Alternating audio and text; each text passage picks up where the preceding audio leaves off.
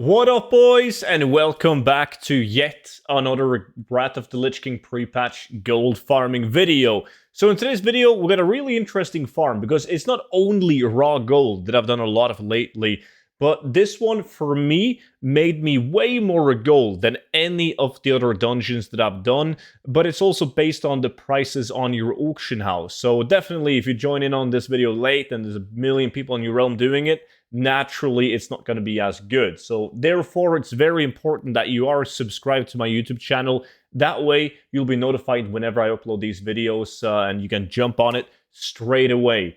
So in today's video, we're actually doing Underbug, and I got like the stats from a bunch of runs so we can break it down to exactly the average gold per hour. Before we take a look at how I run it, I do once again want to say a massive shout out to everyone that has picked up the complete gold guide for Wrath of Lich King. The support has been unbelievable and the feedback as well. So I'm super excited to keep on updating the book, and right now, if you use the code discount SALE, there's still a couple of days left where you guys can grab it for only $9.90. And this, of course, includes all future updates done to the book. So make sure to check that out using the link down below in the description. So Underbug, if you compare it to SteamVolts, it's a lot easier. I mean, naturally, because it's a way lower level dungeon. So I have a recording right here from me on my live stream doing the run. And there's a lot of like bonus ways that you can make gold inside the dungeon, because all the mobs that you're killing, they can be herbed, right? You can also skin the netherray mob thingies for bonus gold. But like, you can also mine in the dungeon. There's a lot of veins in the dungeon, but nothing of that is included in the numbers that you guys will see on my spreadsheet at the end, because I don't want to base these videos off of like you having to rely on certain professions, right? So that's not the case whatsoever. The numbers that I'm showing is the average amount of, let's say, Sanjuin without herbing the mobs.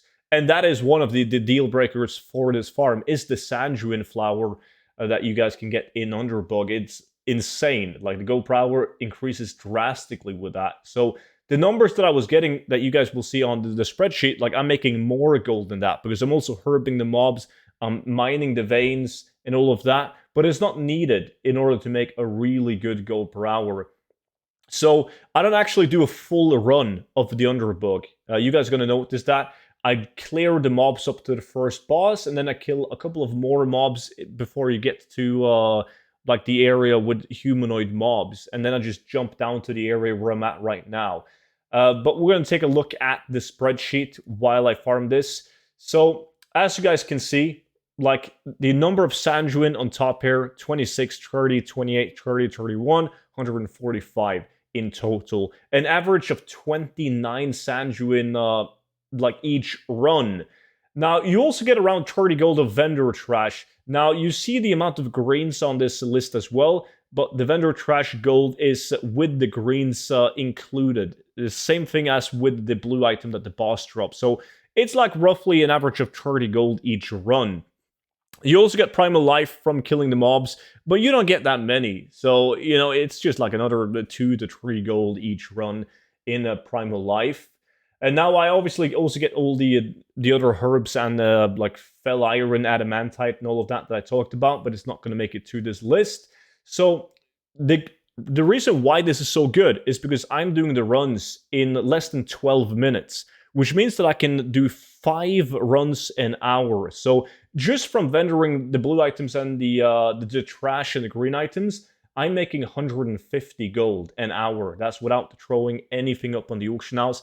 It doesn't sound that good because we're used to like Blood Furnace, Rampart, Steambolt, Raw Gold, and all of that. But the Sanjuin really makes it, because like a Sanjuin flower, I sold my first ones for almost 5 gold each. Now, at that rate, it will be 150 gold extra each run.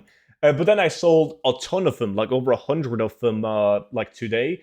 And I sold those for like an average price of roughly 2 gold. But when you're getting 29 of them in a run, that's 60 gold a run just in Sanjuin flowers, right? So 60 gold from those, 30 gold from the raw gold, that's 90 gold a run. And you do 5 runs an hour, which means that you're going to make 450 gold an hour and I make above that because I also was like herb the mobs, herb the herbs in the dungeon, and I do mining. So it's been absolutely fantastic for me. But I do realize that with competition, this is going to be worse, right? Like I have a guild on my realm, and everyone in the guild is viewers of mine that likes gold farming. So they've been doing this as well. I mean, we've been discussing it in the guild chat and so on. That's why they went from like 4 gold and 75 silver and down to like 2 gold each. But it is a super solid farm, and so far it's the dungeon that have netted me the highest gold per hour, and that is, once again, without any professions whatsoever. So basically what happens is, when I kill these bug lords, my run is done.